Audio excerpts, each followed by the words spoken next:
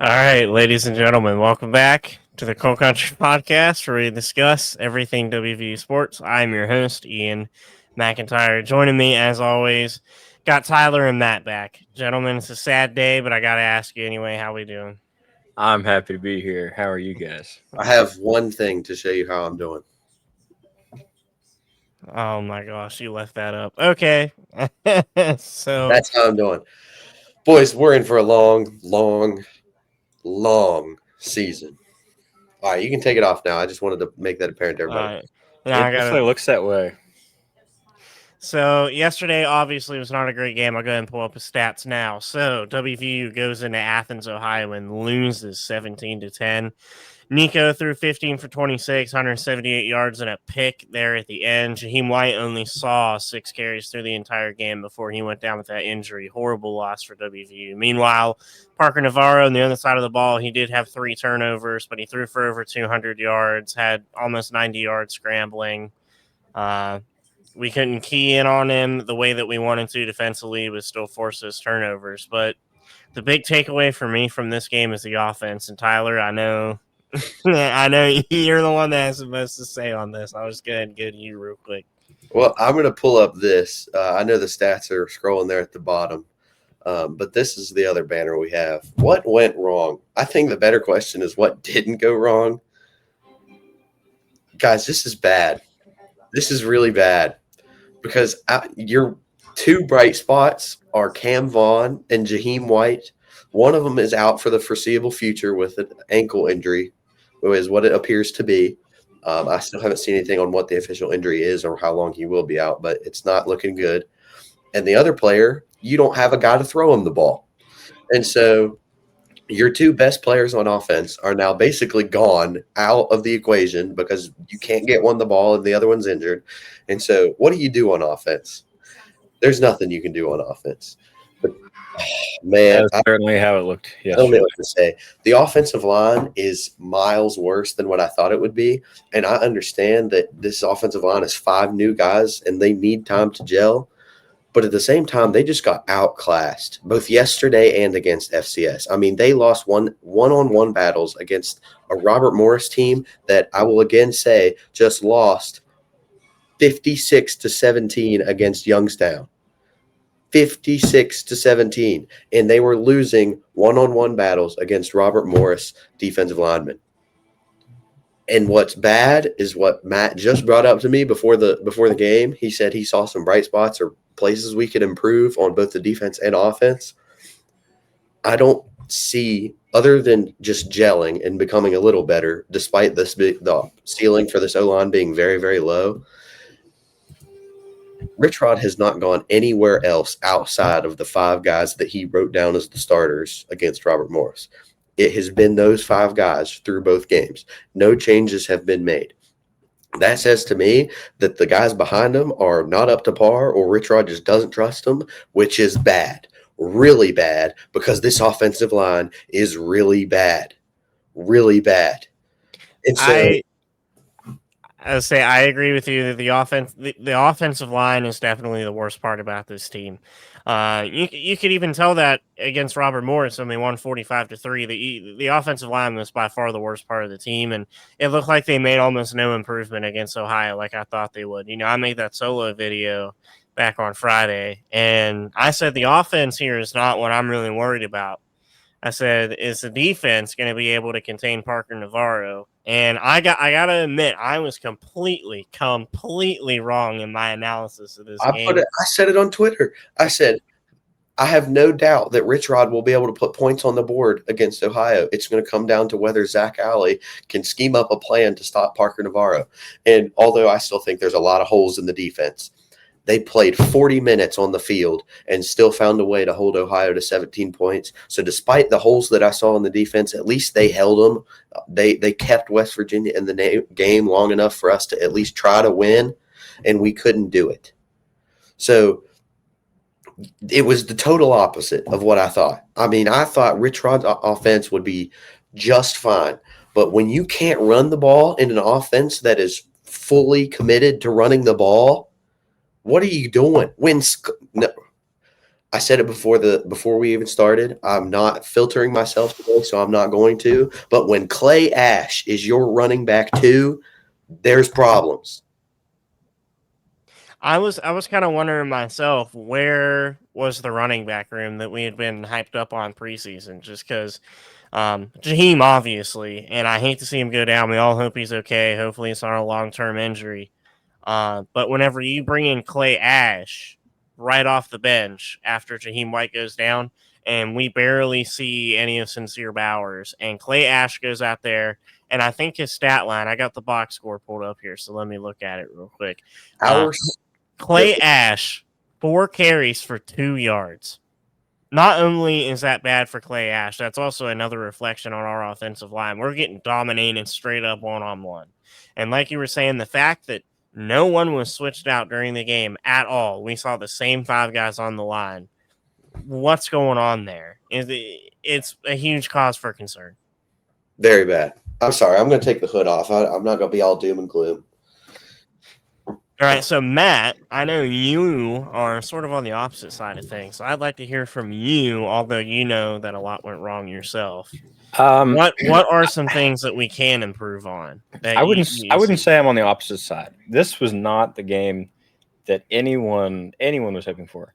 I would say, and I don't know any Ohio University fans, but I would say that they're probably a little disappointed as well, because it really, I mean, obviously they were going to be very excited about the win, but everyone's just saying, well, WVU sucks, and you don't want to go out and beat a Power 4 team and just be told, well, whatever, you know.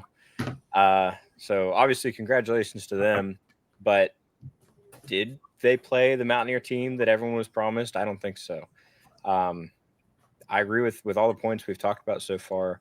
We did not show up offensively, definitely. I got to say, Parker Navarro. I don't think we didn't not show up. I think we just don't have the talent to show up. There is nobody on this team that I'm confident can win a football game against a Power 4 opponent outside of Jaheim White and Cam Ball. I'm going to be negative. Parker Navarro looked great.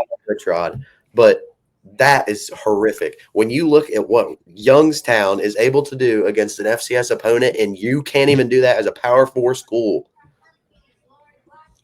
Sorry, I'm going to be negative Nancy. I'm going to play that. I want to say, keep messing up the camera layout. Tyler. Gotta stop pulling I'm going to add this back here just for a moment.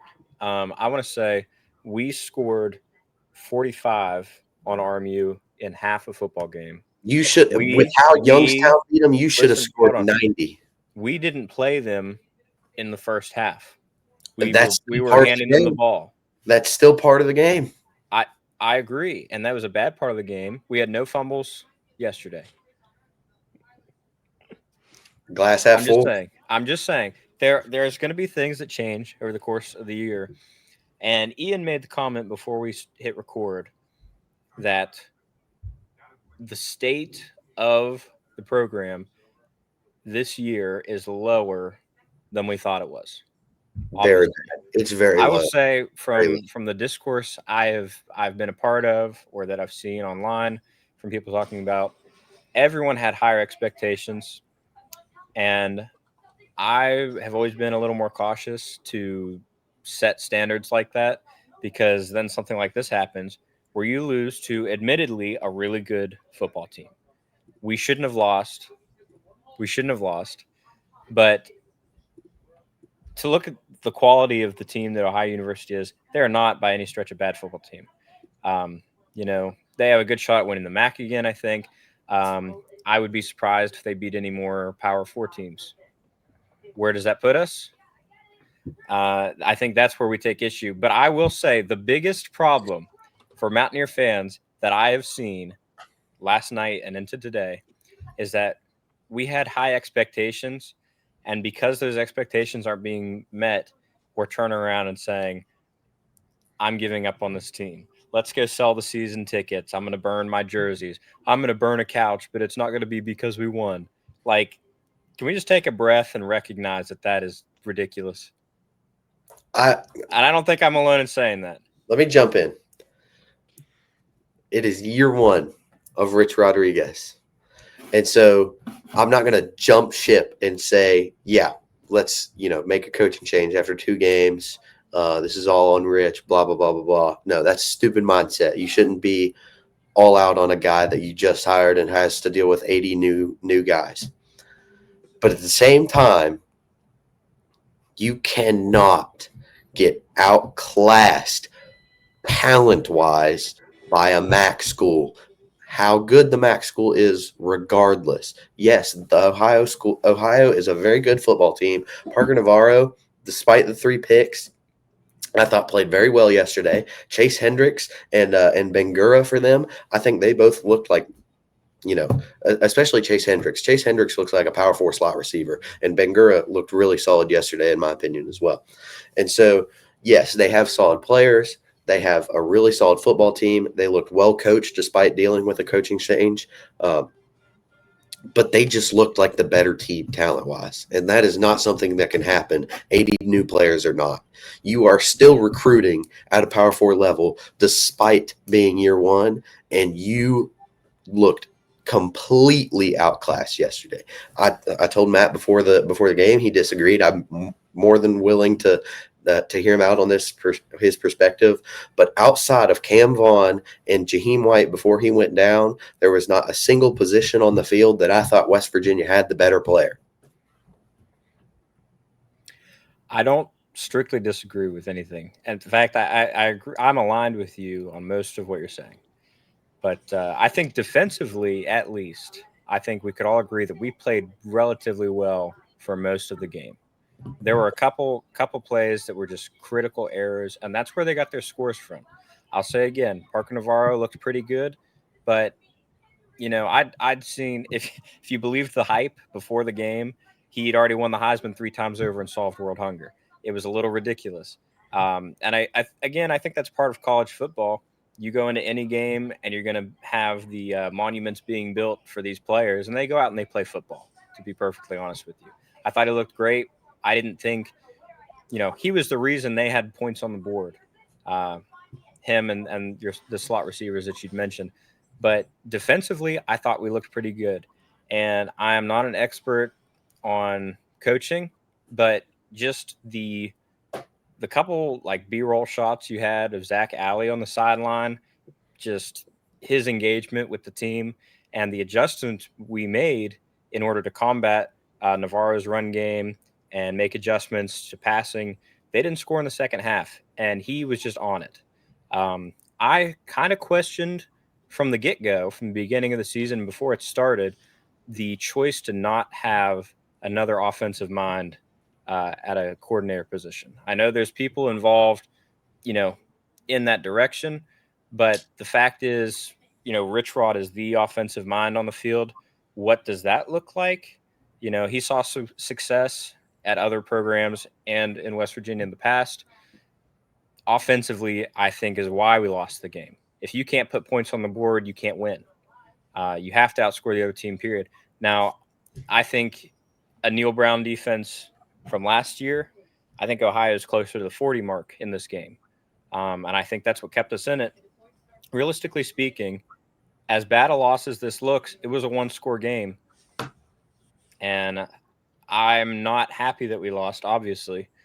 But the fact is, we have the foundation defensively to stay in some of these games, but really, really need something to change dramatically on offense. I'll piggyback off of you later with the more positive side of stuff because I think there are some things you can talk about. But also drawing a line from this defense, and they forced Parker Navarro into 3 interceptions, back to back to back interceptions. And it is inexcusable for this offense to get these 3 interceptions, and we go 3 and out on all of those plays once we get the ball. Not only do we go 3 and out, we have -7 yards total for those 3 plays. Your defense is doing everything possible to keep you in this game. They had to be on the field for 40 minutes. West Virginia's offense is only on the field for 16 minutes. And I think that says a lot about the up-tempo offense that Rich Rod wants to run, because You live by it and you die by it. If it's clicking and it's working, your defense loves you because they don't have to be on the field very long. But if it's not clicking, you're screwed in shorter terms. And it becomes so hard for your defense to make any stops. They're getting so tired out there trying to get the ball back for you, and you do absolutely nothing with it. It is inexcusable to have 3 possessions where you get -7 yards. And it's inexcusable in general that I know Ohio is a great MAC team. They're probably going to win the MAC again this year. They're an overall good football team. And it's inexcusable that you, as a Power 4 program, put up 10 points against them. That's my issue. You've got, what, $15 million to spend on a roster compared to Ohio's. I don't even want to say a number for Ohio, because I'm going to probably butcher it, but you've got a lot more money to spend on a roster, and you got outclassed. Now, I've said it, and I want to be proved wrong because I'll always root for the gold and blue. But I am going to play devil's advocate for this game because I think it's going to be a long, long season. But if there is a silver lining, it is the defense. Okay, whether or not he has the talent on the field, I think Zach Alley is the guy. I mean, he showed it yesterday. He made adjustments at the halftime. They didn't score in the second half. And you have to consider the fact that, yes, the defense was on the field for 40 minutes. Like you said, when Rich Rod's offense is clicking, it's a blessing. When it's not, it is a nightmare for the defense. And so you do have to consider that. But at the same time, there were points in the game yesterday where I thought that the secondary outside of Michael Coates, because thus far Michael Coates has not been targeted very often. The guy he's guarding has not been targeted very often. Outside of Michael Coates, I thought the secondary at times looked really rough. I mean, they were giving up stuff in soft zone coverage. Parker Navarro was finding the holes in the zone coverage. When they were playing man and blitzing a lot, they were getting beat. I mean, the touchdown right before the half that I believe was thrown to Chase Hendricks, I can't remember if it was Justin Harrington or Darren Lewis. I think it was Darren Lewis covering. He just got beat. Like with ease, just got beat by Chase Hendricks. And like I said, Hendricks is a really good receiver. But that can't happen. I mean, that was a total breakdown in communication and coverage in general. And so there were times that yesterday when we weren't running downhill or getting to them behind the scrimmage, the tackling looked really bad, really bad.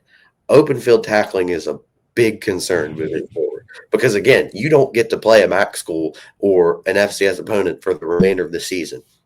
It was a blessing to start the season with what we regarded to as a preseason. You don't get that anymore. You've got Pitt, you've got Kansas, you've got Utah, you've got BYU. That you can't miss open field tackles against those teams. They're going to make you pay every time, just like Chase Hendricks did yesterday and Parker Navarro did yesterday.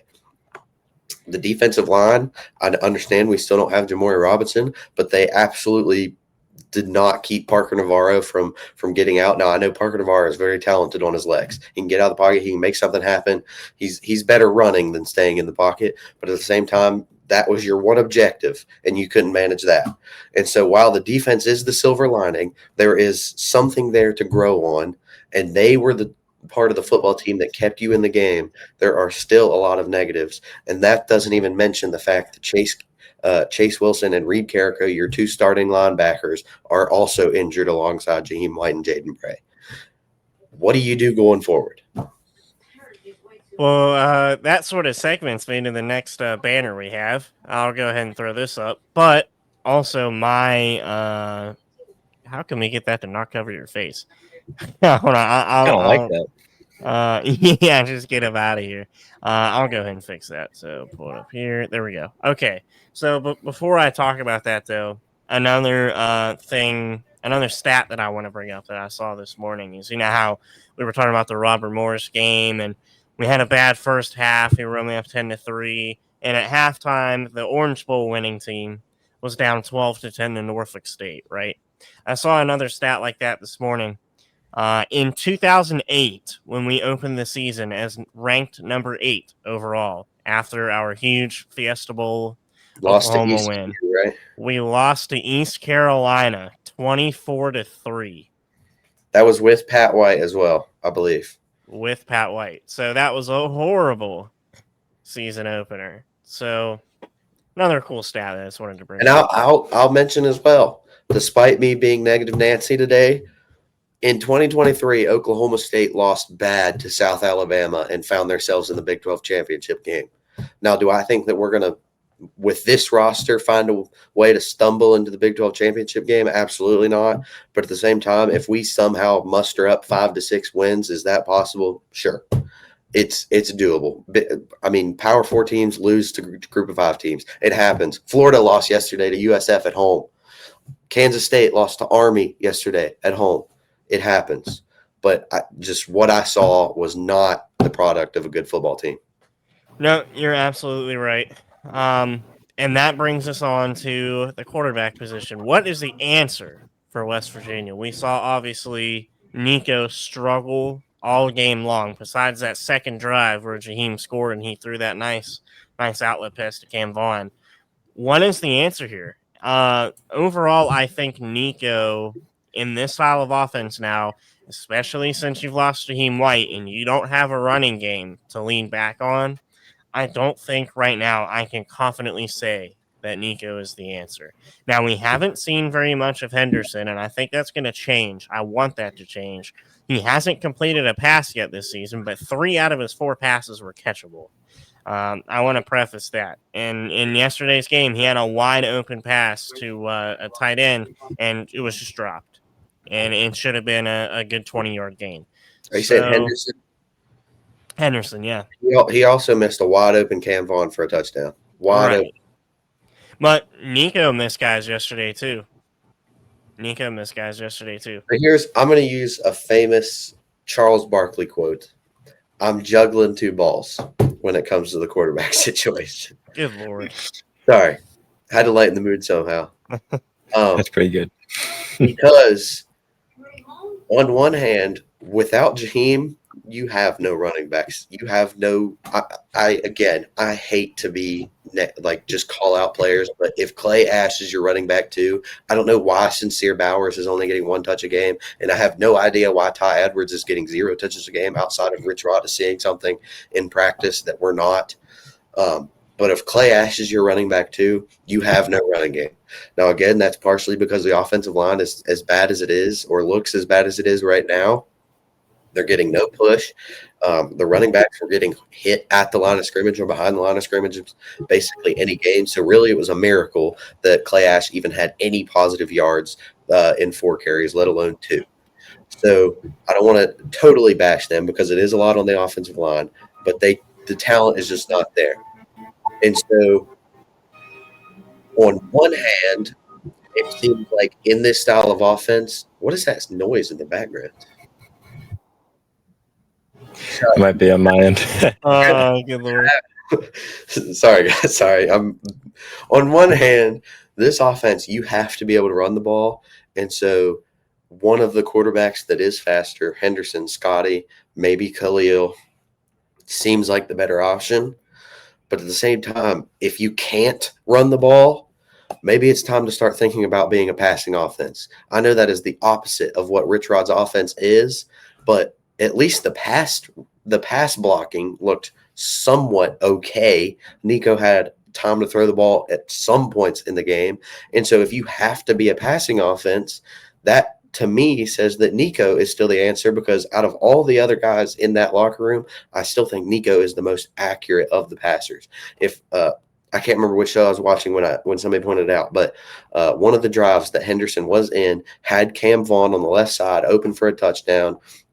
If Nico was still in the game, you probably seen Nico make that throw that Henderson wasn't able to make. And so it's difficult to say. I'm not to the point where I want to throw Scotty Fox in, especially behind this O-line. I don't want him to lose his confidence, and I don't want him to get injured. And so to me, it's between Nico and Henderson still right now. Now, if you can continue to see it derail, fine, whatever. Throw the young guy in there. Let him try to build something. But I don't want to destroy his confidence, and I don't want to get him injured right now. So to me, it's between Henderson and Nico. If you have to be more of a passing offense, I still think you ride it with Nico. If you want to try to continue to be a running offense, which is what Rich Rod's offense is, in my opinion, you have to go with Henderson because Nico does just not have the burst to run the RPO and option game. And so he was hesitant. He wouldn't pull the ball in the first half and run it his own. And when he did run it, it just felt like he had no burst or twitch to him. And he was being met at the line of scrimmage or behind the line of scrimmage, and it just was not working. And so my answer is I don't think there is an answer. Right now, the quarterback room is a mess. And my answer is I wish we still had Garrett Green. That's funny. I mean, I sort of agree with you in that you have a conundrum with both quarterbacks. Nico is not mobile, and Henderson has problems seeing down the field. With Henderson, I think right now with the problems we're having, although this is up to Rich, Henderson right now with the problems we're having is probably the best option because he can scramble and get you at least 2 yards with as bad as his offensive line has been. He can get you 2 or 3 yards at a time, at least. There were a few times where he had the opportunity to break out yesterday. But with Nico, he just can't do that. A lot of the times I saw yesterday, if the pocket collapsed and no one was open, he would run to his left and he would put his head down and he wouldn't know what to do. And then eventually he would know that the tackle was coming and he would either try to throw it out of bounds, check it down, or just get tackled and give up. So, and Mike Casazza and Chris Anderson's show, they pointed out yesterday that Nico was rolling out to his right as a left-handed quarterback. And so that's another thing that you have to consider. Why is that happening? I don't know if that's the play calling. I don't know if I don't imagine that would be Nico's first instinct is to roll out to his right when he's under pressure. But at the same time, why is that happening? That should not be something that's happening. I will say it's also easy for defenses to scout against a team where both of their quarterbacks are left-handed. There are certain advantages to defending against a left-hand quarterback. And whenever you have to roll out to the right, like you were saying, it can be a little bit of an issue. But I don't know, man. I don't think you put Scotty Fox in. Now, if this season ends up becoming a throwaway season, one that we all want to forget, which, we'll get to in a bit. But if it ends up becoming a throwaway season, then I think why not throw Scotty Fox in there? Why not see 4 quarterbacks and see who can do what? What about Max Brown? I mean, Max Brown has the twit. He's got to be considered. I think so too. I was just saying Max Brown. I expected to see him during the Robert Morris game. I know he tweaked his hamstring. He didn't suit up, but I mean, at that point, if we're like 1-9 at some point later this season, you can see Scotty Fox start a game for the heck of it. I don't know, man. Now, I think for this upcoming pit game, which I will still be going to, all you fans that are saying you're going to sell your tickets are way overreacting. I'm still going to go to the brawl. I know College game day won't be there, which sucks, but I'm still going to be there. I think for this backyard brawl, you see Nico come out, start the opening drive. If he has issues, maybe the first quarter. If he has issues in the first quarter, I think you see Henderson relatively early. We should have seen Henderson a lot earlier yesterday than we did. And more. I am surprised that Nico started the second half. I really am. Anyway, go ahead. What concerns me as well is the same thing that concerns me with the offensive line.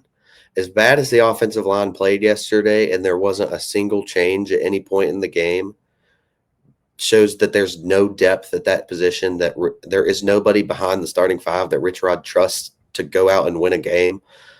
That I get the same sense of quarterback. I mean, all offseason long, we heard that there was 5 quarterbacks he felt comfortable winning with, yet despite Robert Morris and Ohio both being close games, it has been essentially Nico all game long.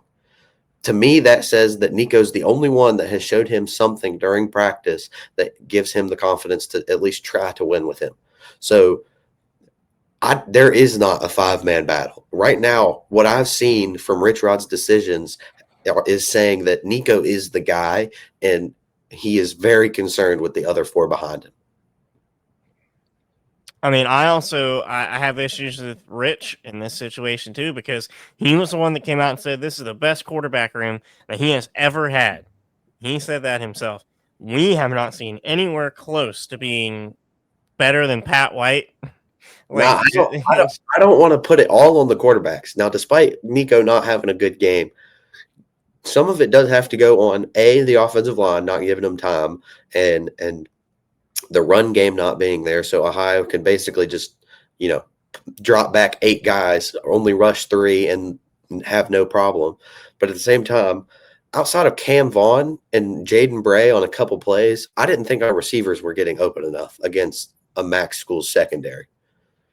Rodney Gallagher is a 4-star athlete and has still not broken out as a talented receiver. At some point, you have to say, okay, where's it been? Is it going to happen? At this point, I don't like. You have to question it.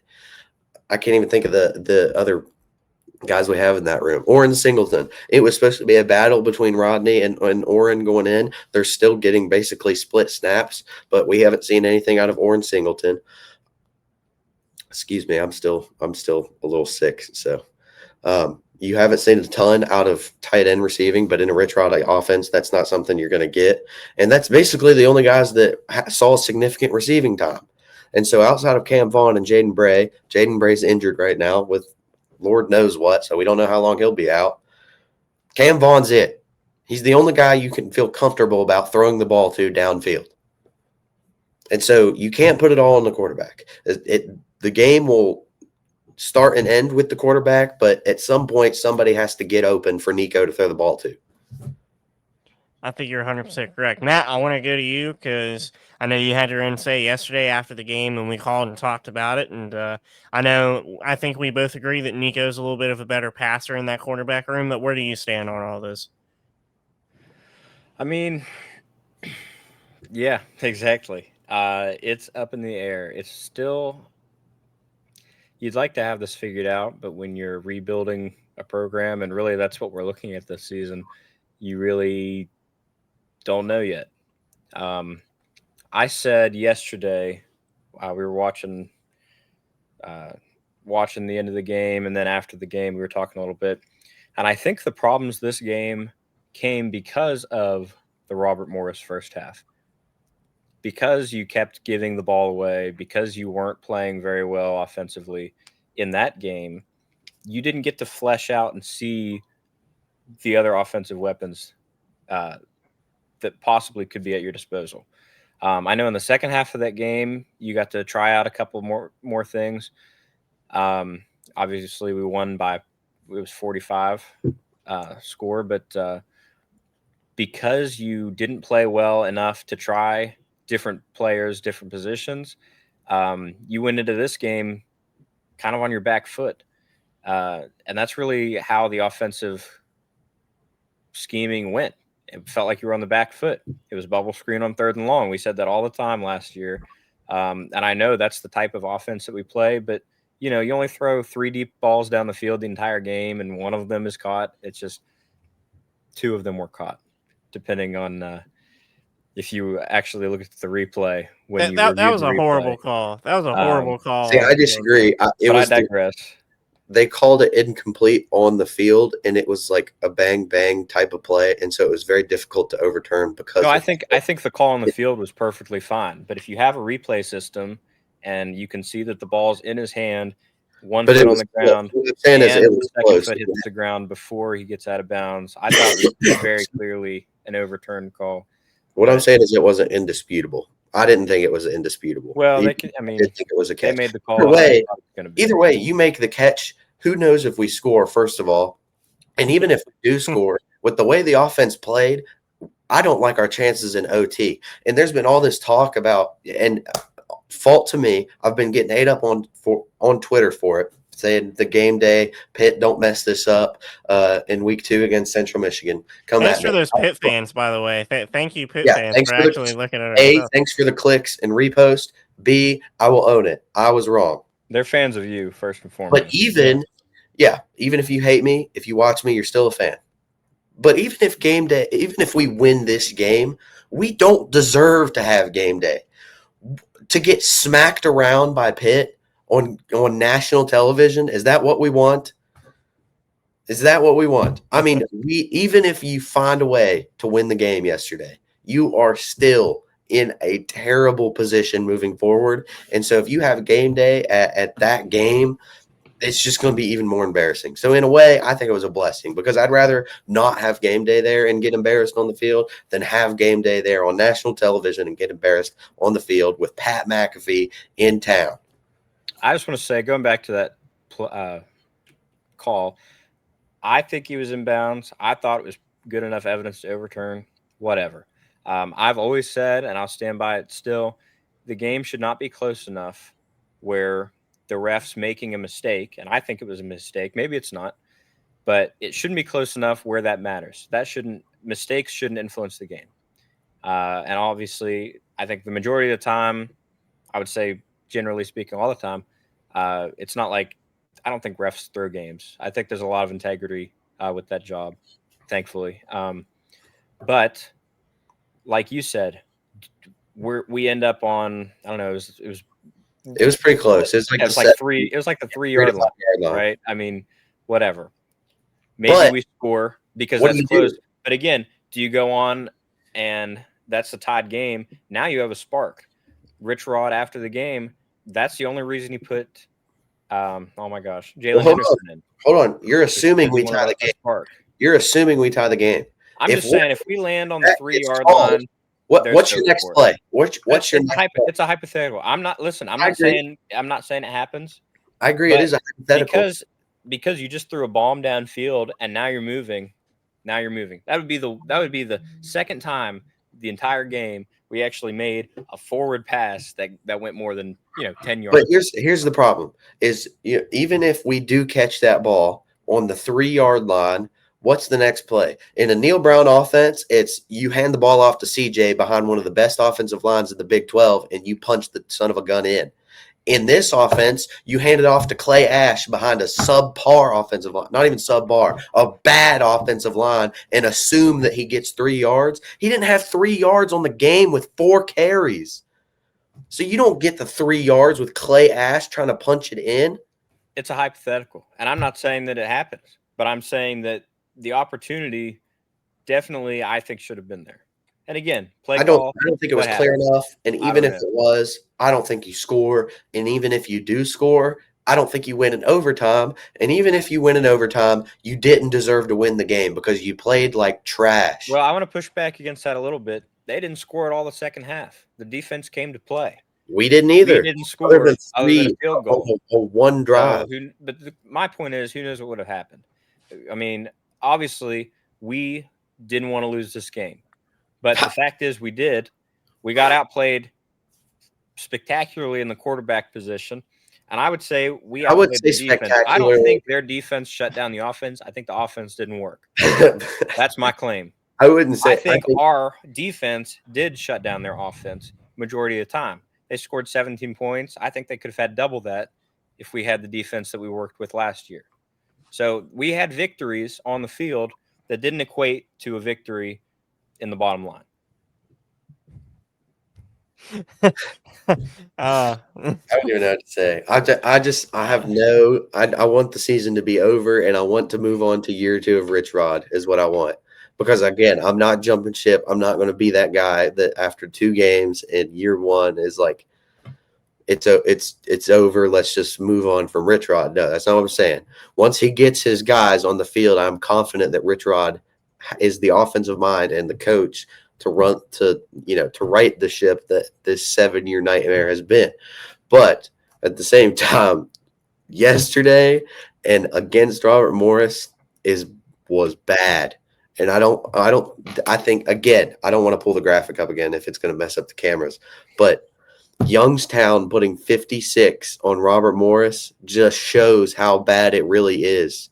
I mean, a team that is supposed to be on Robert Morris's level is 56 balling them, and we couldn't put more than 10 points in a half, and we only put 45 in the full game. That's bad. It's a long season ahead, which is kind of a good segue into the next topic.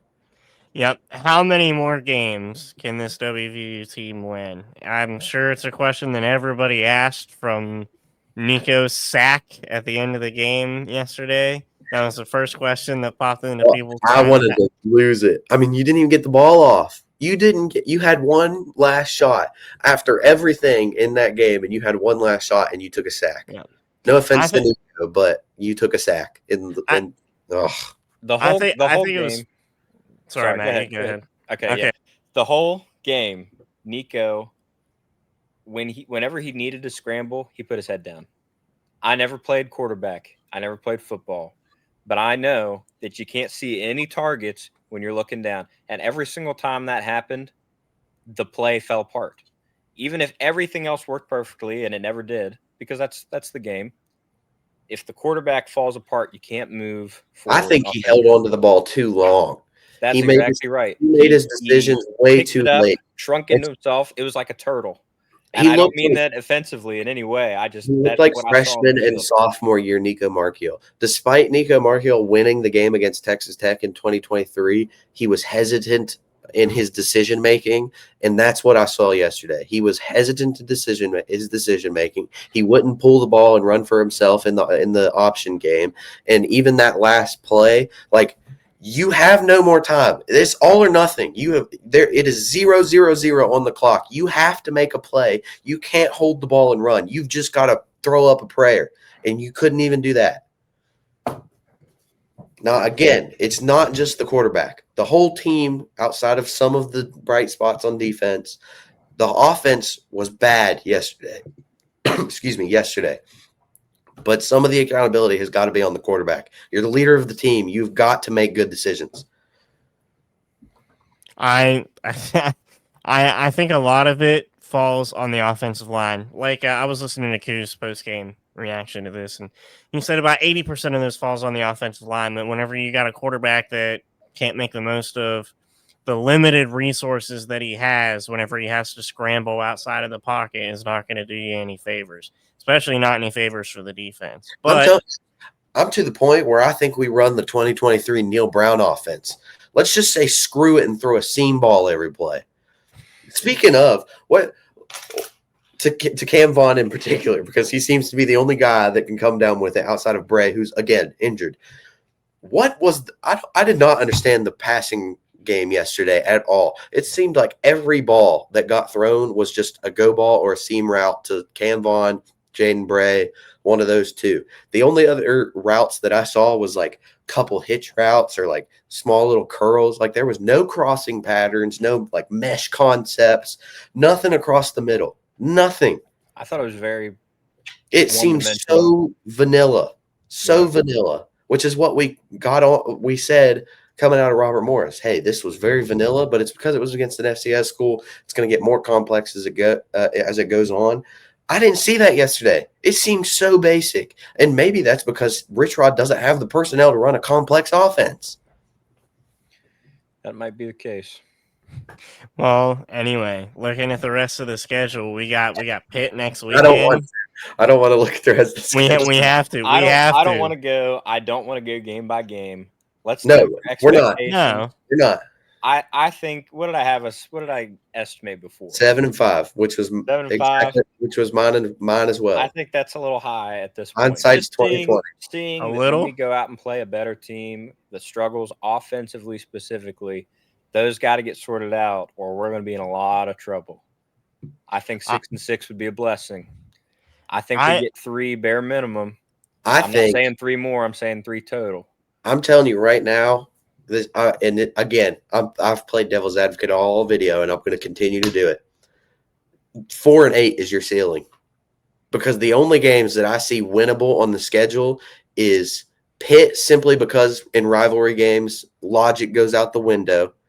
Okay. And so despite the fact that I think we're going to get boat race next weekend, I still think there's a chance simply because of the rivalry aspect. Ohio State won the national championship last year, and a 7-5 Michigan team still found a way to beat them. And so you've got to consider the rivalry logic out the window aspect. So that's one game. The other 2 games are UCF and Houston. And even those I think are difficult, because Houston drop something. Houston looks like the best version of themselves since they've joined the Big 12, and UCF just put, 70 points on their FCS opponents. So their offense is finding a little bit of rhythm. And so even those are difficult. I think 4-8's your ceiling at this point. And I don't think you get to that. I'm telling you right now, I think we're in for a long season, very long. I got two things. Don't jump ship. It's still Rich Rod's team. He's gonna find his guys sooner or later. Give him 2, maybe 3 years, but this season is gonna be rough. I got two things. Number one, I learned that I am way too optimistic going into a season. Way too optimistic going into a season, especially for WVU. I had us 8-4, and I'm telling you right now, I think realistically, I see us 3-9. The way that we've played yesterday, we may not win another game. Like you said, if we continue to make the same mistakes and call the same plays and have the same issues, especially without Jaheim, I don't see us winning another game this year. Now, do I think we somehow find a way to improve something on this offense? Yes, we probably will. Chance says that we will, but 3-9 is as far as I have us going. Like you said, UCF. You're looking at UCF. You're looking at Houston, but you're looking at Pitt solely for the rivalry, and we have it at home. People are going to show up regardless. But when you look at teams like Kansas, no. Utah, heck no. Right? It's really realistic. Even Pitt. I'm sorry. I can't. Even Pitt. This offense couldn't move the ball against Ohio. Pitt has a top 3 defense in the ACC, and we think we're going to win? No. You're not going to be able to do anything against the defense. They have the best defensive lines in the ACC. They have one of the best linebacker cores in the country. So your best shot is, Nico, take 20 steps backward before you take a sack and throw it a prayer to Cam Vaughn every play. That's your only hope against Pitt. 2 comments to make. It's hard to make a lot of change without personnel change, but there will be change this season. How far that change will go is to be determined. Number 2 is we're not the only team on the field. Okay.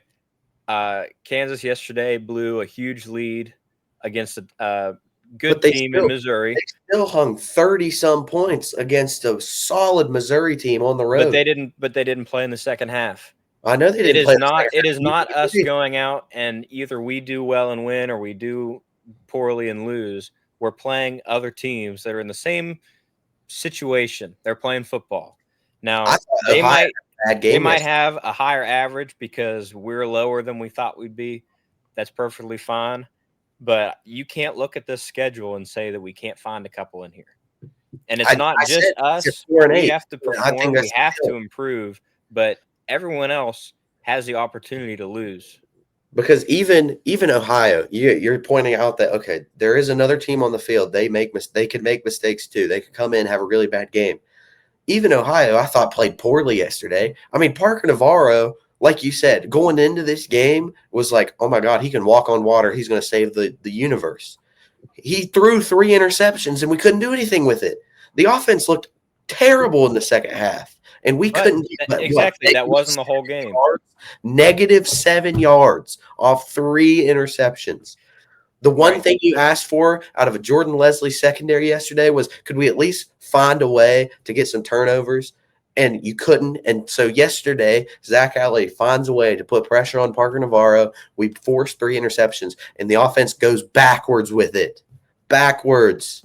And it wasn't like we were getting a bad field position. You got the ball at midfield. You had to go 50 yards to score points, and you couldn't get but -7.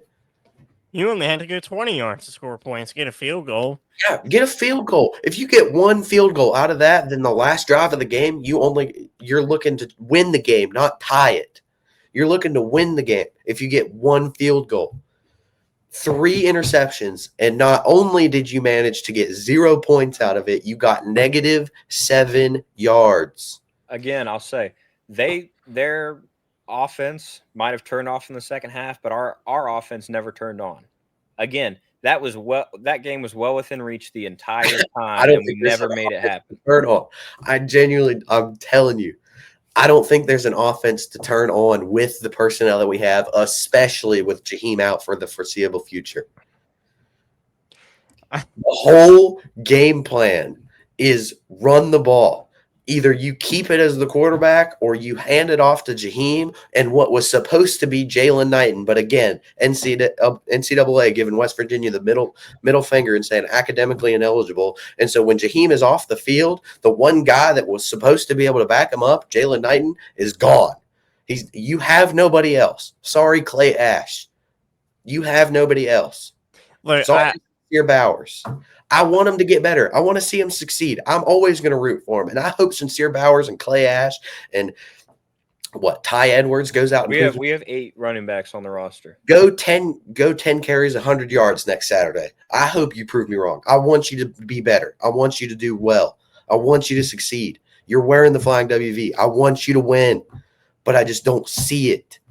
Prove me wrong. I will say in Ohio's defense, arguably, if they don't lose to Rutgers, which they probably, the way that they played yesterday, should have beat Rutgers. If they don't lose to Rutgers, we're having legit conversations about them being in the playoff picture.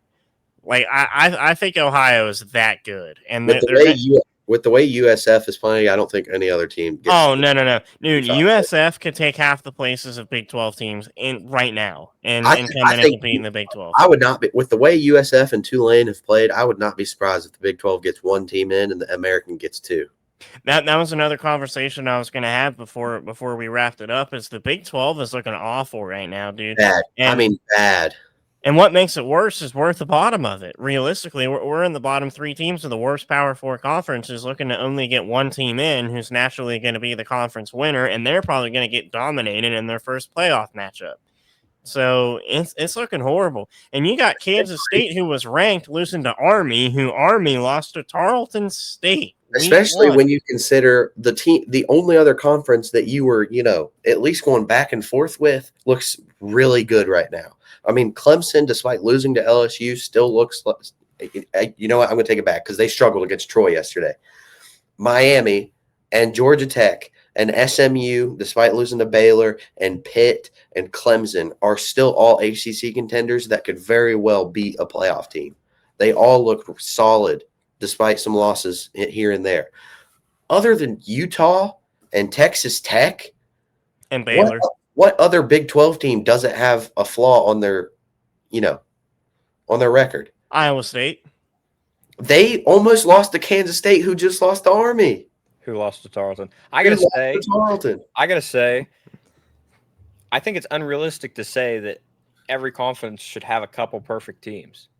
No, it's very unrealistic. No team is going to be perfect. I don't see it. Sounds like the conversation is, well, if your conference isn't full of perfect teams, but you have to have 2 or 3 that are up towards the top, close. I mean, you've got to have an 11-1 team, 10-2. We talked about it last season, where the parity in the Big 12 made it so it was hard to have a team who got 9 or more wins. But I would stand up at the end of last season, the top 5 teams against the majority of the Big 10 or the SEC. But right now, against some of the top teams, when you're one of the better teams in the Big 12 and Iowa State almost lost to Kansas State, where Kansas State just lost to Army. And I know we're playing the chain game and football doesn't work like that, but Iowa State almost lost to Kansas State. Kansas State lost to Army. Army lost to Tarleton State. Like at a certain point in time, you do realize that, holy crap, the Big 12 might be terrible this year. Outside of Utah and Texas Tech, who have looked lights out so far, BYU has shown flashes, but they still have a true freshman starting quarterback. BYU's defense looks good, though. And so the Big 12, very concerning. And as Ian pointed out to me yesterday, that I had not even thought about after the loss of the Ohio game, is another round of conference realignment is coming up fast. Sooner or later, the Big 10 and the SEC are going to pull the plug and realize that a Super League of 40 to 48 teams is better than what we have now. With West Virginia looking how they've looked the past 7 years, they don't get included in a 40-team league. I don't think they do. Now, I think it could be realistic to say, like, 3 leagues of 20, right, to make it 60, because there are competitive teams that are outside of the Big 10 and SEC, like you look at the ACC, for example. But even if you expand it to 60 teams or even 70 teams, like it's hard to put WVU somewhere in there right now. It really is hard. That's a little far because 60 is about the size of the FBS and 70 is about the size of the FBS. If you go to 60, West Virginia makes it. But if you are drawing the line at 40 to 48, I don't know if I'm taking West Virginia in that conversation. I mean, basketball has been subpar. I mean, you had a really good season because of one really good player in Javon Small last year. I miss him so much. I'm hoping that Ross Hodge can turn it around. But outside of those are the two big sports that you have to be good in. And they have not done much of anything in recent years. Since the Final Four appearance, West Virginia's tournament play has been not there. And West Virginia football, since the Fiesta Bowl has done nothing relevant, or the Orange Bowl in 2012. Yeah. Yeah, that was basically the last big game that we had. 13 years ago. Yeah. I wasn't even understanding when I watched the Orange Bowl. TCU, they take TCU, just had a national championship experience in not a national championship appearance. That was the word I was thinking for. Sorry. 3 years ago. You look at some of the other Big 12 teams that West Virginia should be right there with. I'm taking them any day over West Virginia right now. Baylor, Texas Tech, who's got a crap load of oil money to just spend on whoever the crap they want. West Virginia doesn't have that. You've got to be better. You have got to put results on the football field if you want to be included because you don't have the money that some of the other schools do. Oregon. Mike Gundy. I wasn't even talking about the big brands. I'm talking about some of the middle of the pack brands that still have a crap load of money. Texas Tech. Yeah. We should be a better program than Texas Tech, and we're not. Yep. And it's going to be hard in the coming years to get there. It really is. I mean, NIL didn't do us any favors, the amount of money that we got to spend compared to all the other teams. It's dragging us down. I said it should. That was backwards. We are a better program historically than Texas Tech, despite Texas Tech should be a better program. And right now, Texas Tech just has a crap load of money to spend on players, looks really good. And West Virginia, like I said, in 13 years, outside of, the 2018 year where we hoped to go to the Big 12 championship and sold that opportunity, has done nothing relevant. Again, I'm not hopping off Rich Rod. I think he was the guy. I thought he was the guy, and I still do. But he's got to turn it around fast because in 3 to 4 years when the Big Ten, if that long, and SEC say, all right, it's time to pull the plug. Let's go to 40. Let's go to 48. If West Virginia is not included in those conversations, it's going to be a bad day in Morgantown. Bad day. Thanks. So, Matt, you got anything to add before we wrap it up here? I never even gave my answer for how many more. No, I did. I said 4. My fault. Yeah. If that. It's been a wild weekend. I think that's a good point to wrap up on. Fair enough. I will say before we stop and end the episode, for you guys coming to the pit game, please still show up to the pit game. We got to support these players. We really do. I know we got issues right now, and we got to figure out a way to work them out. Coaching staff's got to do some changing around, but the best way to get us better quicker is to show up for this pit game and support the Gold and Blue. That's the way you got to do it. So you got the opportunity to play for the fans. Absolutely. You beat it respectfully. The season doesn't matter from that point forward. If we go and start the pit game and we get down early and fans leave, the season's done. Even if we get down early, if the people are there, there's still hope. And that's you know what? Before we get off, I'll point that out. You can tell the damage that Shane Lyons and Neil Brown have done to the football program. Yep, absolutely. I was at me and you both, Ian, were at the game yesterday. It was a 1-score game the entire second half, and all West Virginia fans that were there were just out of the game because of they know what was coming. They knew that they were in a situation where West Virginia was just dead in the waters. And so the fans had nothing to be excited about because of what Neil Brown and Shane Lyons have done to the organization. The fans are so dead.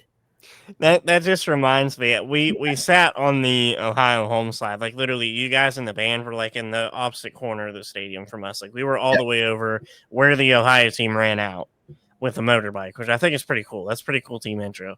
But we were over there, and the guy I sat beside with was an Ohio fan. He was a cool dude. I gotta say, most Ohio fans are cool, except the student section. But most of you Ohio fans are pretty cool. But there's a little kid in front of me who was wearing an Ohio State hat, which was just really weird. And then anytime that like we made a bad play or there was a call that went against us, he would like stand up and start cheering and then just look back at me and stare me in the eyes for like 2 seconds. What a And then guy. go back to watching the game. What a guy. Yeah. The fans need something to get them back to what we once were. I'm telling you, you lose the Pit on Saturday, it is going to be a toxic fan base. I mean, we're 3 games into the Rich Rod tenures, and you're going to start hearing boos in West Virginia by West Virginia fans to West Virginia players. It is going to start getting really, really ugly, really, really fast. Right now, these players don't need that, dude. They just need to work on getting better. Is what they need. But You brought back the biggest villain in West Virginia history, and you're going to lose to a MAC school and then your biggest rival in back-to-back weeks. It's going to be a rough day Saturday if you lose. I don't think you win, but prove me wrong. As much trash talking as I've done to the players, the team today, prove me wrong Saturday. I hope so, dude. I hope so. All right. I think that's going to do it for us, so long as you guys don't have anything else to say. So make sure to subscribe to our YouTube, like and comment on the videos. YouTube is helping out people who get more likes and comments on their videos. So please do that for all you guys watching. Make sure you show up to the Pit Game. Follow Instagram, follow X, and don't forget about our Spotify. If you're on the go and want to listen to us, go over there and give us a listen. That's going to do it for us. From me and from Matt and from Tyler. We'll see you on the next one. Goodbye, America.